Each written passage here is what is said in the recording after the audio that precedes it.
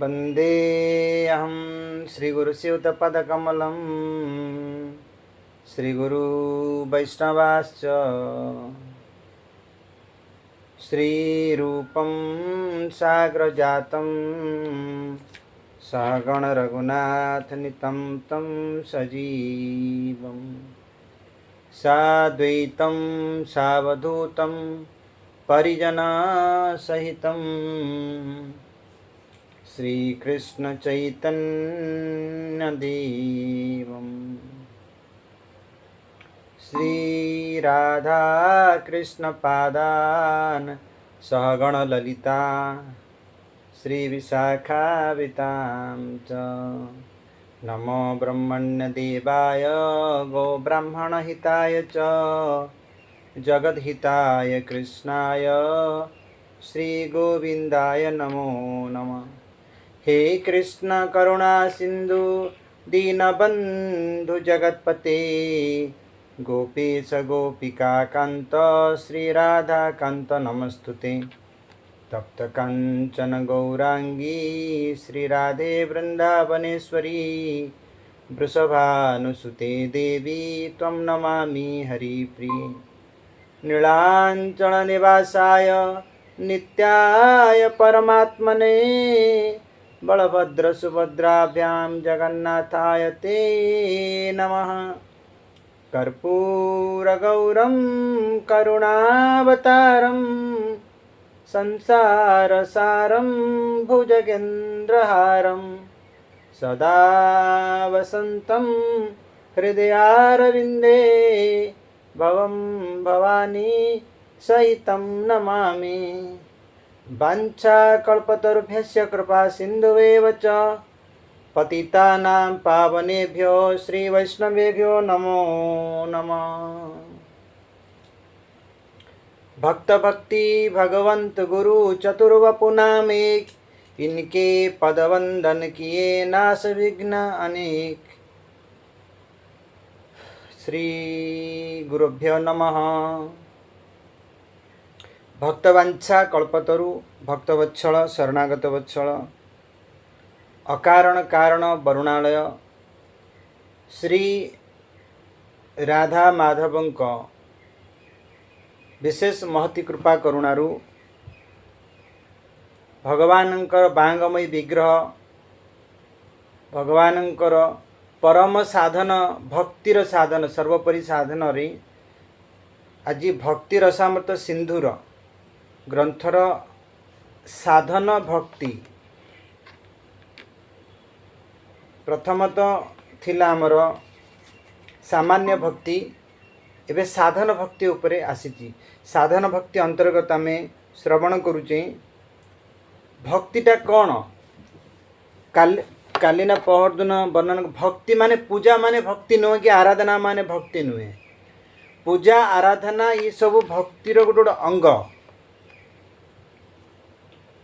भक्ति बहुत सुंदर बहुत सूक्ष्म बहुत सरल कि भक्तिटा कौन भगवानकर प्रीतार्थे तब सुखे सुखी निजर सुख भी मु भगवानकर सेवा करुच्ची एथिरे मते भल लगुच एटा भी भक्ति नुहे पूर्ण कहीं मते भल लगुच बोली मु भगवानकर सेवा करुच्ची एटा स्वार्थ हो गला।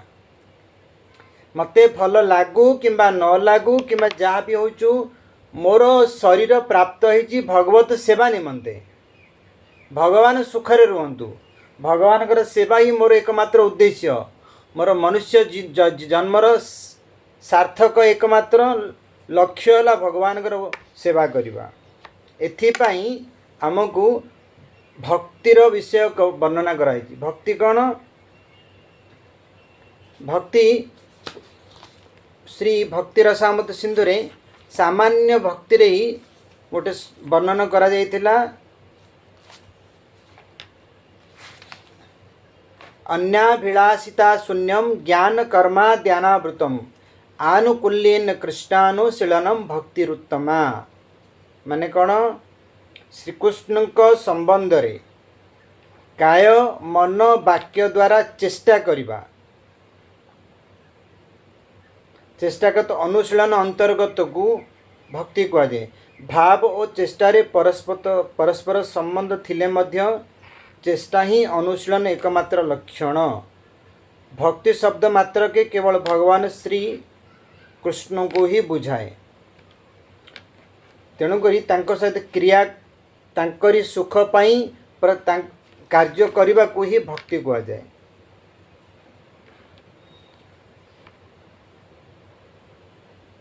पुणी भक्ति जा पाखे थी मुक्तिर आवश्यक भी नहीं।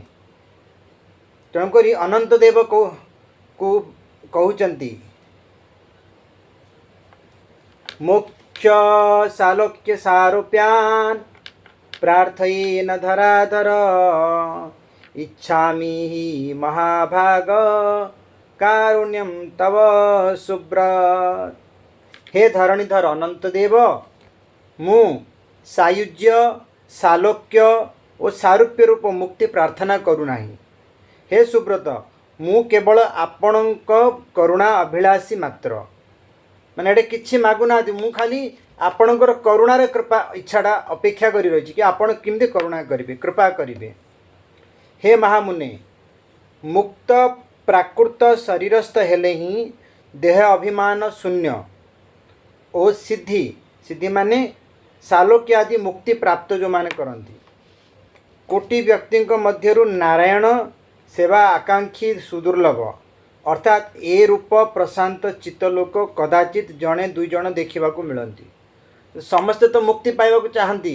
भक्ति को माने समस्ते कहते आम भक्ति करुचु, भक्ति माला जप करुचु, भक्ति करुचु, पूजा करुचु, भक्ति करुचु। ना ना, ये सब करू करू करू जेबे आमर मन प्राण तन मन प्राण पूरा भगवत प्रीतार्थ लगिଯିव, भगवत सेवार लगिଯିव, तेबे जानिब कि भक्तिर किछि धारा भितर प्रवेश कले। या साधन भक्ति कह जाए। साधना करू करू करू करू जेबे आमर मनटा लगिଯିव ताको साधना भक्ति कह जाए। साधना भक्ति भितर भाव भक्ति प्रेम भक्ति सब धीरे धीरे उदय हम। श्री कुंती देवी कहले, हे कृष्ण, निवृत्त राग मननशील मुनिगण एवं आत्माराम परमहंसगण मध्य तुमको देखि पारंती नहीं। सेमानंक भक्ति जोग विधान ही ताहांक उद्देश्य रे एही रूप महात्मा विशिष्ट तुमको जानी पारंती नहीं। मु स्त्री जाति किपरि जानी पारिबी, कुंती महाराणी कहउचंती। शास्त्रीय विधि निषेधर अतीत अवस्था लाभ करी अछंती एवं एही प्रकारे जो मुनि एवं आत्मारामगण उरुक्रम श्रीकृष्णंक ठारे फल अभिसंधान रहित भक्ति करिथांती, एही रूप श्रीहरिंक असाधारण गुण अटे। समस्ते भक्ति करि परिबेनि, कहते कि समस्ते भक्ति करि पारंतिनी, किंतु जो माने आत्माराम मुनिगण माने जो माने बिना फलर इच्छा कि मुझे भक्ति करुँची ये मत फल मिल यार जो मैंने रहित बंचिकी अच्छी कि मत भक्ति करवा ही मोर उद्देश्य, यही भाव में जो मैंने अच्छा से मैंने ही भक्ति करें, समस्ते करिपारंती नहीं। यद्यपि यही प्रकरण रे पूर्वोक्तर उदाहरण समूह रे सालोक्य सारूप्य सामीप्य साष्टी और सायुज्य ये पंचविध मुक्ति परित्यागर कथा उल्लेखित कर दी। तथापि सालोक्य आदि चारि प्रकार मुक्ति भक्तिर संपूर्ण विरोध नुहे, कारण उक्त चतुर्विध मुक्ति प्राप्त व्यक्ति मानकर श्रीकृष्णंक ठारे भक्ति जन्मी थिबा सुना जाए। माने सालोक्य सालोक्यर माने भगवान लोक रे निवास करिबा, तो सेडरे भक्ति हब। सारूप्य भगवान रूप मिलगले भी भक्ति हब। सामीप्य भगवान समीप रे रहिले भी भक्ति हब। साष्टी शास्त्री माने तांकर से सृष्टि रे रहिले भी भक्ति हब। किंतु सायुज्य माने भगवान ठरे जे विलीन ही जानती सेई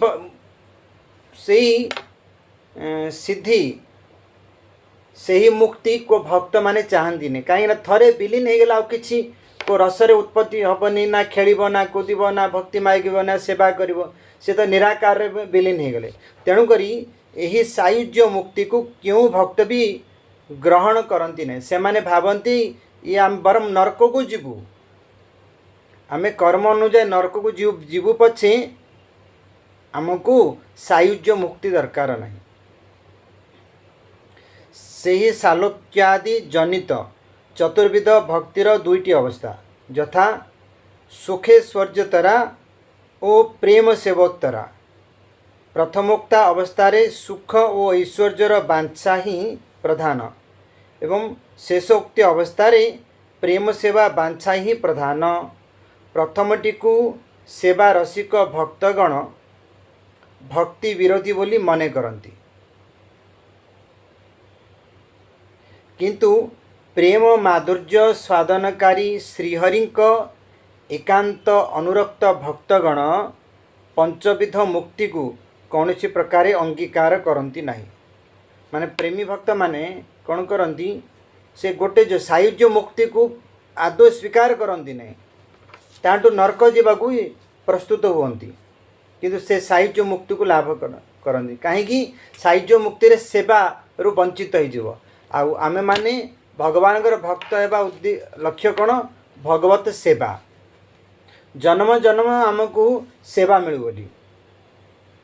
उक्त प्रेम माधुर्य स्वादक एकांत अनुरक्त भक्तगण मध्य श्री नंदनंदन चरणारविंद जो मानक चित्त को हरण करिसंती से माने हेले श्रेष्ठ। जिते साधना अच्छी ना, जिते साधना करते पूजा पाठ भक्ति भजन करुचंती, प्रत्येक साधनार उत्तम फल कौन कि आमर चित्त, आम जो पूजा करुचे मैंने आम चित्तटा भगवान के प्रति लगुच, आम जप करुचे भगवान को, आमर चित्तटा भगवान के नाम प्रति लगुच, आम नृत्य करुचे आमर चित्तटा भगवान के लीलार लगुचे। तो आमर चित्त को भगवान के प्रति लगेवा काम है साधन। पुणी से साधन भितर आमर चित्त को श्री नंदनंदन चरणारविंदरे आ कार नहीं, श्री नंदनंदन चरणारविंदरे जे लगे सारी सी श्रेष्ठ भक्तरे गणा जाउची। जो माने गोपी माने प्रत्येक क्षण प्रत्येक समय तांकर चित्त भगवान श्री नंदनंदन चरण रे लागी रही था। खाइले पीले शोइले गोदोहन कले भी देखिबारे कि आज सुंदर सुंदर भाव दोहन करी माखण बहुत निचोड़ के रखी आमर कन्या आसिक पाइबे। गाई चरे संध्या बेले गोधूली बेला समय भी प्रत्येक गोपी माने खिड़की रे छात उपरे टहलिकार सब चाही रहंती गोपाल केमिति जिबे, तांकर प्रत्येक गाईर गोखुर जो धूली जाक पूरा सर्वांगे लगी नीलवर्ण रे धूली लगिले स्वर्णवर्ण भली देखा तांको देखी नेत्र को सुख प्रदान करती। कहीं प्रत्येक इंद्रिय को भगवत सेवार लगौचंती, प्रतिक्षण लगौचंती बोली तांको श्रेष्ठ उपास्य रे श्रेष्ठ उपासक कहुई। परव्योमनाथ लक्ष्मीपति नारायणक एवं द्वारिकाधीश रुक्मिणी पति श्रीकृष्ण प्रसाद मध्य सेमानक मन को हरण करिपारे नाही। लक्ष्मीपति नारायण भी द्वारिकाधीश रुक्मिणी पति श्रीकृष्ण को भी से दी जन मन को हरण करिपारंती नाही। मन को यद्यपि श्रीनाथ और श्रीकृष्ण मध्य स्वरूपतः सिद्धांतगत कौन सी भेद नाही, तथापि सर्वोत्कृष्ट प्रेममय रस निबंधन कृष्ण रूपक उत्कर्ष लक्षित हुए। कारण उक्त प्रेमय रस स्वभावतः श्रीकृष्ण रूप को ही उत्कृष्ट स्वरूपे प्रदर्शन कराए। कहीं ना तांकरी नाम है नंदनंदन कर्षयति इति कृष्ण, माने से कृष्ण सबु रसर सार, नंदनंदन सबु रसर सार, रससार रसराज। तेणु तांकर ही नाम रूप लीला रे मन को संपूर्ण रूपे आकर्षण करे। शास्त्र रे सुना जाए वर्णाश्रम निर्विशेष रे मनुष्य मात्रे ही भक्तिर अधिकारी। वर्णाश्रम रे मनुष्य मात्र के, किंतु वेदांत रे वर्णन करा जायछि वर्ण आश्रम अनुसार जी जो कर्म करिव से अनुसार स्वधर्म को पालन कले भगवत प्राप्ति हेब किंतु भक्ति मार्ग रे मनुष्य मात्र के भक्तिर अधिकारी। श्री वशिष्ठ देव माघ स्नान रे समस्तंकर जे अधिकार अच्छी यही कथा राजा को कहबाकू जाई हरि भक्तिर उदाहरण देई अछंती। तात्पर्य यही जे पूर्वे जो समस्त उदाहरण दिया जाई अछि सेथिरे भुक्ति मुक्ति स्पृहाशून्य श्रद्धावान व्यक्ति मात्रे ही सुधा भक्तिर अधिकारी। भक्ति अधिकार विषय रे ब्राह्मण आदि वर्णर सन्यास आदि आश्रमर भेद नाही। वशिष्ठ देव यही कथा ही कही अछंती। वशिष्ठ देव कहले हे नृप जेपरी हरिभक्ति रे मनुष्य मात्रे ही अधिकारी सेपरी माघ स्नान रे अर्थात माघ मास प्रातः स्नान रे मध्य समस्तंकर अधिकार अच्छी। से राज्य रे अंत्यज कुलभव व्यक्तिगण मध्य वैष्णवी दीक्षा प्राप्त होई शंख चक्रादि चिन्ह धारण करतः जाज्ञिक परि शोभा पाई अछंती। भक्ति अधिकारी व्यक्तिगण भक्ति अंग समूहर अनुष्ठान न करिले सेमानकर दोष हुए। जो माने भक्तिर अधिकारी व्यक्तिगण भक्ति अंगर अनुष्ठान यदि न करेंगे ना सेमानकु दोष लागिवो किंतु सेमानक वर्ण आश्रम चित्त क्रिया आदि अकरण द्वारा कौनसी प्रत्यवाय हुए ना। माने जो माने वर्ण आश्रम अच्छी से जदि कह कि नहीं आमे तो ये जातिर लोक आम करने को नुह तो यहीटारे विधान ना कि नहीं करनी भक्ति है तुम भगवान प्रत्येक सेवा कर जदि से माने दैवात कौन से निषिद्ध कर्मादि करती तथापि सेमान को प्रायश्चित करने को पड़े ना कारण भक्ति प्रभाव ही प्रायश्चितर कार्य करें। हाँ जदि कौन सी भूल चूक हो गला तो से तो भजन करुँच कथा शुणुंट चित्तरे से भगवत परायण अच्छा ना तो से भूल चूक को प्रायश्चित करने को पड़ोनी छोट मोट कारण रे। वैष्णव शास्त्रभिज्ञ मानक मतरे यहाँ ही वैष्णव शास्त्र रहस्य किंतु जो माने भगवत अपराध गुरु अपराध वैष्णव अपराध करती सेमानंकर अपराध अगम्य हो जाए। जो व्यक्ति जो अधिकार लाभ करियछि से अधिकार निष्ठा ही ताहार गुण एवं तदितर निष्ठा ही दोष बोली कीर्तित हुए। गुण दोष निर्णयर यहाँ ही नियम केवल कर्म ज्ञान और भक्ति ये तीनोटी मध्यरु जे व्यक्ति जो विषय अधिकार लाभ करियछंती तद विषय दृढ़ता ही गुण एवं तदन्य विषय तद्रूप चेष्टा ही दोष एथिरु यहाँ ही बुझिबाकू हेबो नाही जे निम्न अधिकारी व्यक्ति उच्च अधिकारी चेष्टा करिवो नाही। तेबे उक्त तीन प्रकार साधन मध्य भक्ति साधक अपर प्रकार साधनर ता कर्म और ज्ञान निम्नस्त हेतु चेष्टा कले क्षतिग्रस्त हेबाकू हुए। जेकोसी व्यक्ति जेकोसी कूल उत्पन्न हेउना कहीं स्वीय वर्णाश्रमादि धर्म परित्याग पूर्वक श्रीहरिंक पाद पद्म भजन करू करू अपक्व अवस्था जदि पतित हुए अर्थात भ्रष्ट बा मृत्यु हुए ताहले ताहार वर्णाश्रमादि त्याग हेतु अमंगल होई पारे कि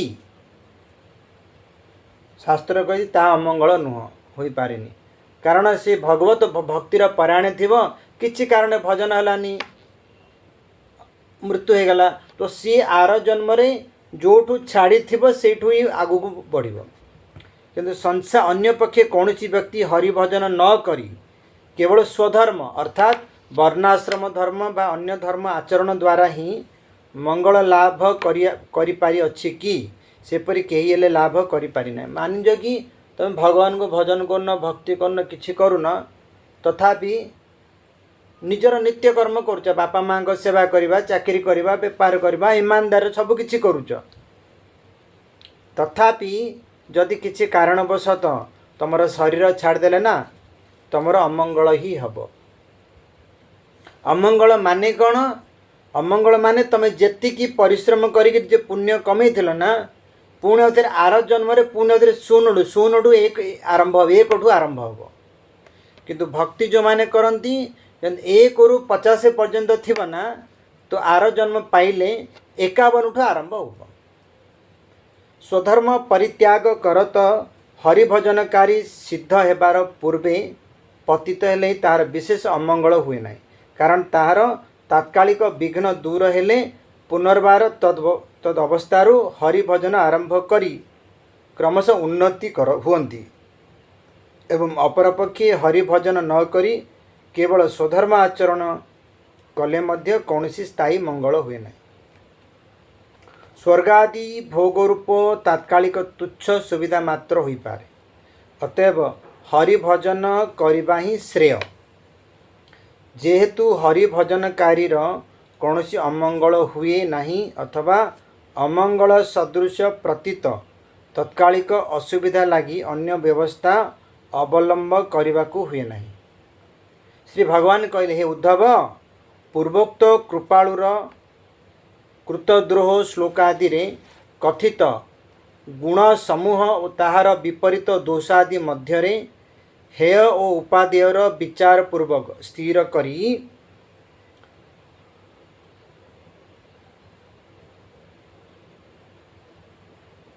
तन्मध्ये मोर आदिष्ट वर्ण आश्रमचित धर्म एवं ज्ञान मध्य भक्तिर अंतराय विचार करी ताहा परित्याग करिबा पूर्वक जे व्यक्ति केवल मोर भजन करे से साधु मानक मध्यरे उत्तम अटे।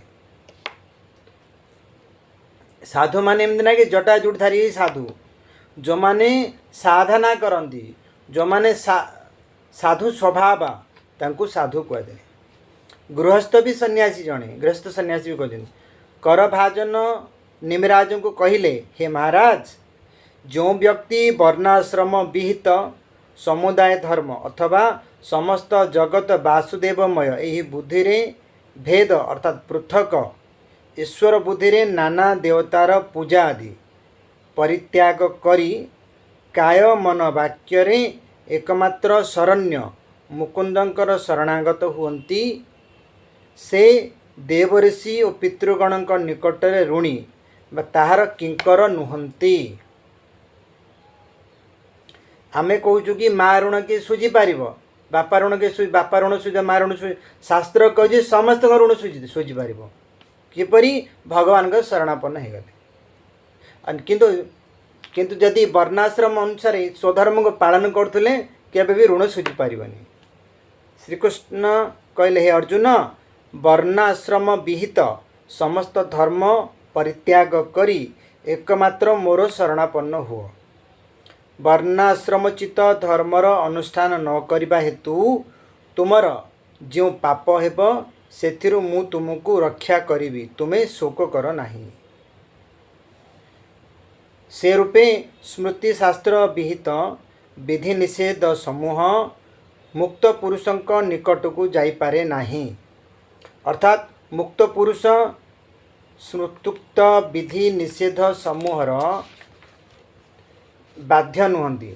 सेपरी वैदिक और तांत्रिक विधि अनुसार श्री रामचंद्र को पूजा हुए। उक्त विधि निषेध समूह मुक्त पुरुषों को स्पर्श करिपारे नाही, अर्थात से विधि निषेधरु अतीत होइथांती। जे कि अन्य भाव परित्याग करी सर्वेश्वर श्रीहरिंक पाद पद्म भजना करती, से ताहांक परम प्रिय होइथांती। से जदि प्रमादवशतः कौनसी निषिद्ध कर्म करती, ताहा हेले ताहांक हृदय स्थित से निषिद्ध कर्मजनित पाप विनष्ट करिथांती। ताहांकु सेथिलागि प्रायश्चित करबाकू हुए नाही। श्री हरिभक्ति विलास रे साधन भक्तिर अंग असंख्य बोली कथित होइअछि। तन्मध्यरु जेउगुड़िक प्रसिद्ध से समस्त जथा जथा विवृत्ति करुअछि।